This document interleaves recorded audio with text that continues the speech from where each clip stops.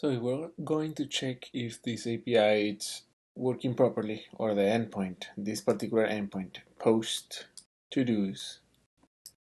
We have to build our request first.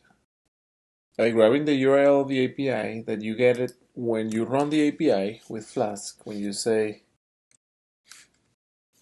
pipm run python source app, the API starts running and the first thing it does is it gives you the URL. So when you click on it with command click, it will take you to your endpoint or to your API. You can see, for example, to-dos here. Here's my to-dos. You can check the GET request like this, but for a POST request, you will need something like Postwoman.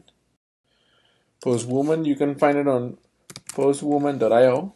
It's a web API request builder, similar to Postman, but free and it's online. So it's super cool. And then here you're gonna build your request. You're gonna put that is a post request in the method.